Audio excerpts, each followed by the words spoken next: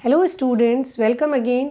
आज की अपनी इस क्लास में हम कम्युनिकेशन इंजीनियरिंग का एक बहुत ही बेसिक और बहुत इम्पॉर्टेंट स्टेटमेंट को एक्सप्लेन करते हैं, that is what is modulation and why it is required.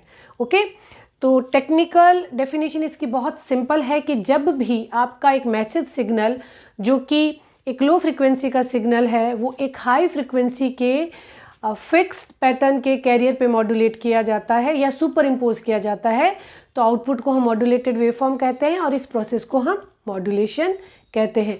Generally इसका आपको मैथमेटिकल डेरिवेशन समझा के इसे एक्सप्लेन किया जाएगा और कुछ टेक्निकल टर्म्स जो हैं वो इसके साथ अलाइंड है। स्टूडेंट्स उन टर्म को वन बाय वन समझते हैं और अपनी तरह से इसे इंटरप्रेट करने की कोशिश करते हैं। तो आज मैं आपको बहुत बेसिक इसकी रिक्वायरमेंट क्या है उसको बहुत सिंपल मैनर में समझाने की कोशिश करती हूँ ताकि आप जो भी मैथमेटिकल डेरिवेशन पढ़ रहे हैं उसे विजुलाइज भी कर सकें और उसका एक कारण मैं आपको कि ये क्यों किया जाता है एक्सप्लेन करने की कोशिश करती हूँ। ओके, हमारा एक मैसेज सिग्नल रहेगा MT। ओके, ये जनरली हमारा एक लो फ्रिक्वेंसी का सिग्नल रहेगा। मान लेते हैं कि हमारा ये मैसेज सिग्नल जो है वो एक ऑडियो सिग्नल है, ऑडियो सिग्नल जो कि 3 से 4 किलोहर्ट्ज़ तक की फ्रिक्वेंसी रखता है। तो इसका एग्जांपल हम मान लेते हैं कि 5 cos of 2 pi into 3 into 10⁻³ ये 3K का एक आपका ऑडियो सिग्नल है, लो फ्रिक्वेंसी का मैसेज सिग्नल है। अगर आप इसको ड्रॉ करेंगे तो ये एक आपका लो फ्रिक्वेंसी का ऑडियो सिग्नल है। ओके, तो अगर हम लो फ्रिक्वेंसी के सिग्नल की बात करते हैं और ये अगर आपका टाइम में उसका रिप्रेजेंटेशन है तो हर सिग्नल अपना एक पावर स्पेक्ट्रम जिसे हम PSD power spectral density hold करता है और वो हम कैलकुलेट करते हैं अपने गिवन टाइम सिग्नल का फूरियर कैलकुलेट करके। ओके, अभी मैं क्योंकि आपको इसके कॉन्सेप्ट को समझा रही हूँ तो मैथमेटिकल डेरिवेशन और सिग्नल एंड सिस्टम से जो इसकी शुरुआत वो आप अगर चाहते हैं तो कमेंट्स में लिख के मेंशन कीजिएगा, हम उस पॉइंट ऑफ व्यू से इसे स्टार्ट करके एक्सप्लेन कर सकते हैं, डिटेल में एक्सप्लेन कर सकते हैं। तो ये आपका एक सिंपल ऑडियो सिग्नल है, टाइम में रिप्रेजेंट करते हैं। अगर हम इसकी पावर स्पेक्ट्रल डेंसिटी देखें तो ये कुछ इस तरीके से इसकी जो एनर्जी है वो +3K -3K तक इसकी एनर्जी, अगर हम PSD इस तरह से ड्रॉ करें तो कुछ इस तरह से मेजर जो इसकी पावर है वो +-3K के बीच में कन्फाइन है। ओके, ये आपका एक कैरियर सिग्नल है CT, that is AC cos omega CT। Okay, ये आपका हाई फ्रिक्वेंसी का सिग्नल है। अगर ये आप किलो की बात कर रहे हैं तो ये 100 किलो में होगा या ये मेगाहर्ट्ज में होगा। ओके, या ये 100 मेगाहर्ट्ज में होगा। इस रेंज की हाई फ्रिक्वेंसी कैरियर सिग्नल होगा। अगर उसे ड्रॉ करें तो ये आपका इससे 100 गुना हाई फ्रिक्वेंसी का ये आपका एक कैरियर है। ओके, इसकी अगर हम एनर्जी को ड्रॉ करें या इसकी PSD को ड्रॉ करें तो मान लेते हैं ये अगर मैंने 100K पे लिया है तो ये 100K पे इसके दो आपको स्पाइक्स, PSD जो है वो आपको +100K और -100K हर्ट्ज पे इसका PSD इस तरह से कन्फाइन होता है।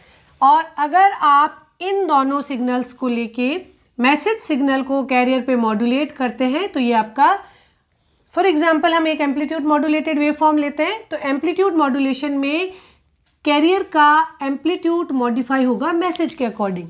तो कैरियर का एम्पलीट्यूड, मैसेज और ये आपका modulated waveform, message signal, carrier signal, ये मॉड्यूलेटेड वेवफॉर्म। अगर आप मॉड्यूलेटेड वेवफॉर्म बनाते हैं तो इस तरीके से आपका जो मैसेज था उसके अकॉर्डिंग आपका ये आपका मॉड्यूलेटेड वेवफॉर्म कुछ इस तरीके से बन जाता है। ठीक है, ये एक आपका अप्रॉक्सीमेट रिप्रेजेंटेशन है ताकि आप समझ सकें।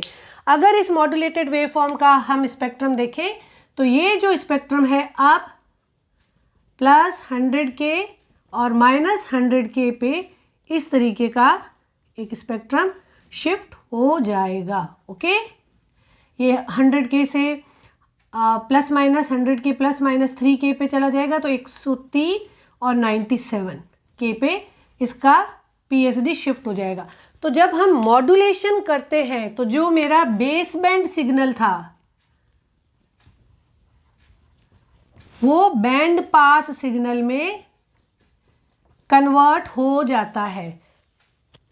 ध्यान से देखिए कि जो हमारा ओरिजिनल 0 फ्रीक्वेंसी से शुरू होता है, पीएसडी अगर शुरू होता है तो उसे हम बेस बैंड सिग्नल बोलते हैं। इसका स्पेक्ट्रम बेस पे है, धरातल पे है।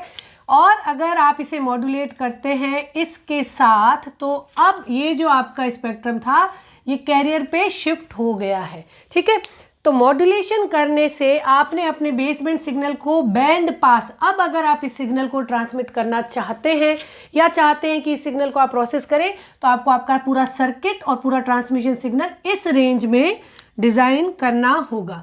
ओके, बेसबैंड सिग्नल को भेजने के लिए आपको इस रेंज के कंपोनेंट्स चाहिए थे जो थे ±3K के।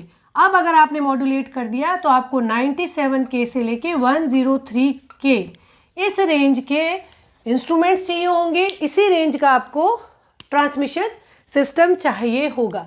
तो modulation is basically super imposing a low frequency message signal over a high frequency carrier signal and the basic properties either the amplitude or frequency or phase of the carrier will be changed according to the information। ठीक है, उसका amplitude change हो सकता है, उसका frequency change हो सकता है और उसके फेज में चेंज हो सकता है। बेसिक प्रॉपर्टी ये जो आपका एक कांस्टेंट एम्पलीट्यूड, कांस्टेंट फ्रीक्वेंसी और फेज शिफ्ट का जो कैरियर था उसमें चेंजेज आ गए।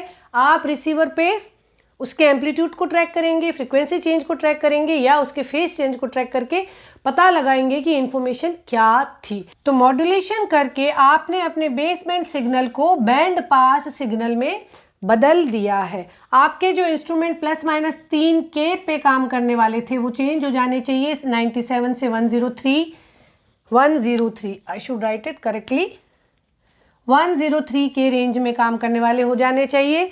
ओके, इस प्रोसेस से आपको बेनिफिट क्या मिलेगा या ये हमें चेंज करने की ज़रूरत क्यों पड़ी। ओके, तो अगर आप अपने ऑडियो सिग्नल को फॉर एग्जांपल अभी मैं जो भी अपनी ऑडियो फाइल में जो मेरी जनरेट हो रही है उसे अगर एज इट इज़ में ट्रांसमिट करूं तो मुझे 3K का रेंज का इंस्ट्रूमेंट चाहिए होगा और उसी फ्रिक्वेंसी को मैं ट्रांसमिट करूंगी एनवायरमेंट में। उसके बजाय अगर मैं उसे एम्पलीट्यूड मॉड्यूलेट कर दूं तो मुझे 97 से 103K का आपका रेंज का इंस्ट्रूमेंट चाहिए होगा और उसी हिसाब का मुझे ट्रांसमिशन सिस्टम चाहिए होगा। तो पहला पर्पस जो मॉड्यूलेशन से हम अचीव करते हैं वो है ट्रांसमिशन विथ एंटीना। ओके, अगर हम उसकी बात करें तो transmission with antenna in free space. Okay, अगर आप अपने सिग्नल को लॉन्ग रेंज तक ट्रांसमिट करवाना चाहते हैं, एंटीना की मदद लेना चाहते हैं तो आपको मॉड्यूलेट करना होगा अपने सिग्नल को। अगर मैं अपनी वॉइस को ओरिजिनल फॉर्म में भेजना चाहूँ तो उसकी कुछ रेंज है, 50 मीटर, 100 मीटर या 200 मीटर तक मेरी वॉइस ओरिजिनली बेसबैंड सिग्नल की फॉर्म में ट्रेवल कर सकती है। लेकिन अगर मैं ये चाहती हूँ कि मैं उसे एंटीना से, जैसे कि आपका AM ट्रांसमीटर है या FM ट्रांसमीटर है, लॉन्ग डिस्टेंस तक टेंस और हंड्रेड्स ऑफ किलोमीटर्स तक अगर आप उसे ट्रांसमिट करना चाहें तो आपको उस सिग्नल को फ्री स्पेस में लॉन्च करना होगा, रेडिएट करना होगा। उससे आपका एक रेडियो फ्रिक्वेंसी स्पेक्ट्रम की तरह से एंटीना की मदद से रेडिएट करना पड़ेगा और अब ये सिग्नल लंबी दूरी तक चल सकता है, फ्री स्पेस में ट्रेवल करके रिसीवर तक पहुंच सकता है। तो एंटीना, अगर आप एंटीना लगाना चाहें तो एंटीना थ्योरी का बेसिक प्रिंसिपल ये बोलता है कि अगर आप किसी सिग्नल को एंटीना के थ्रू रेडिएशन जनरेट करके फ्री स्पेस में लॉन्च करना चाहते हैं, इलेक्ट्रोमैग्नेटिक वेव जनरेट करके उसे फ्री स्पेस में अगर लॉन्च करना चाहते हैं तो एंटीना की height L should be in the range of λ/10। Okay, 10, 20, 50, लेकिन लैम्डा की रेंज में अगर आपके वायर की लेंथ है तभी वो रेडिएशन कर सकता है। अगर आप एक सिंपल मेटेलिक वायर को एंटीना की तरह काम में लेना चाहते हैं तो कंडीशन की ये उस सिग्नल को रेडिएट करे, इसकी लेंथ हमारे सिग्नल की वेव लेंथ के ऑर्डर में होना चाहिए, 10, 20 कुछ, जैसे आपने हाफ वेव डाइपोल पढ़ा है λ/2। ठीक है, तो ऑलमोस्ट अगर हम एक अप्रॉक्सीमेशन लेके चलें तो λ/10 या λ10-20 गुना कम की रेट में होना चाहिए, लेकिन वेव लेंथ की रेट में होना चाहिए। तो इमेजिन कीजिए कि अगर आप अपने 3 किलो हर्ट्ज के वॉइस सिग्नल को एक एंटीना से रेडिएट करके दूर तक भेजना चाहें, ओके, तो ये अगर आपका ऑडियो है जो कि एक ओरिजिनल बेसबैंड सिग्नल है, ठीक है, अगर आप इससे एंटीना से भेजना चाहें तो इसका पहले तो हम लेमडा कैलकुलेट करते हैं। लेमडा क्या होगा? Lambda will be c/f, that is 3 × 10⁸ divide by 3 × 10⁻3। 3K का सिग्नल है ना फ्रीक्वेंसी, तो ये ऑलमोस्ट आ जाएगा, इसका लेमडा आ जाएगा ऑलमोस्ट 10⁵, मीन्स 100 किलोमीटर। अब अगर बेसबैंड ऑडियो सिग्नल की वेवलेंथ 100 किलोमीटर तक है और आप अपने ओरिजिनल सिग्नल को, जो कुछ भी मैं बोल रही हूँ, उसे सीधा AM ट्रांसमीटर में, अगर AM एंटीना ट्रांसमिशन सिस्टम में डालूँ तो क्या लेंथ होनी चाहिए हमारे एंटीना की? L should be in the range of λ/10, it means it should be 10 kilometre. ये तो प्रैक्टिकली फिजिबल नहीं है, मैं 10 किलोमीटर लंबा एंटीना तो नहीं इंस्टॉल कर सकती, ओके। उसी जगह पे अगर मैंने उससे 100K पे या 3 किलो के सिग्नल को मॉड्यूलेट करके 300 किलो बना दिया, ठीक है, अगर मैं उसे बेस बैंड पे ले गई 3 किलो के सिग्नल को अगर मैंने 300 किलो पे शिफ्ट कर दिया तो हमारी रेंज क्या आ गई? 300 किलो। अब अगर 300 किलो आ गई तो लेमडा क्या आ गया? लेमडा विल बी c/f, तो ये आ जाएगी आपकी 3 × 10⁸ डिवाइड बाय 3 × 10⁵, तो ऑलमोस्ट 1 किलोमीटर। अब अगर आप लेंथ निकालेंगे तो ये आ जाएगी आपकी 0.1 किलोमीटर, मीन्स 100 मीटर। अगर आपने अपने ऑडियो सिग्नल को 300 किलो पे मॉड्यूलेट किया, ये कैरियर अगर आपने 300 किलो की ली तो आप 100 मीटर का, तो ये जनरली आप जब AM ट्रांसमीटर के और इनिशियल जो हमारे टावर्स लगे हैं जो एंटीना की तरह काम कर रहे हैं इस रेंज में, और अगर आप इसको 3 मेगाहर्ट्ज पे करेंगे तो 10 मीटर का आपका एंटीना होगा। अगर 3 मेगाहर्ट्ज पे करते हैं मॉड्यूलेट, आप जैसे जैसे इसे हाई फ्रिक्वेंसी पे मॉड्यूलेट करते जाएंगे एंटीना की लेंथ जो है वो कम होती जाएगी और आपके लिए प्रैक्टिकली उसे इंस्टॉल करना और उसमें अपने सिग्नल को भेज के रेडिएशन जनरेट करना पॉसिबल हो पाएगा, ओके। इसीलिए तो आप देखिए कि जब आप माइक्रोवेव रेंज में आते जा रहे हैं तो आपके जो एंटीना है वो छोटे होते जा रहे हैं। इनिशियली जो एंटीनास थे दे वर इन अ लार्ज साइज, क्योंकि हम लोअर फ्रिक्वेंसी जोन में काम कर रहे थे तो लेमडा ज़्यादा था, ओके।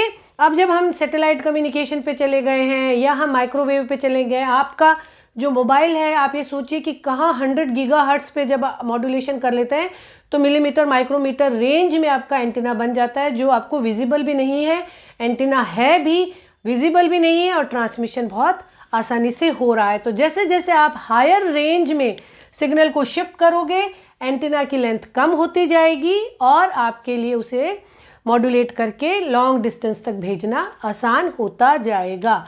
तो ये एक बहुत इम्पॉर्टेंट रीज़न है मॉड्यूलेशन को अडेप्ट करने के लिए। आई होप आपको ये अच्छे से समझ में आया होगा। इसी तरीके से और भी बहुत सारे छोटे छोटे बहुत ही इम्पॉर्टेंट और बहुत ही इंटरेस्टिंग टॉपिक्स हैं जो मैं आप लोगों के लिए एक्सक्लूसिवली बनाती रहूँगी और आप लोगों के लिए लाती रहूँगी। Please do join and subscribe my channel. और I am very happy to announce कि मेरे चैनल पे अब मेंबरशिप का ऑप्शन भी ओपन हो गया है। अगर आप मेंबरशिप का ऑप्शन लेते हैं तो इस तरीके के exclusive interesting but very important topics आपको फ्रिक्वेंटली मिलते रहेंगे। Keep learning, keep watching, please do join my channel. Thank you so much.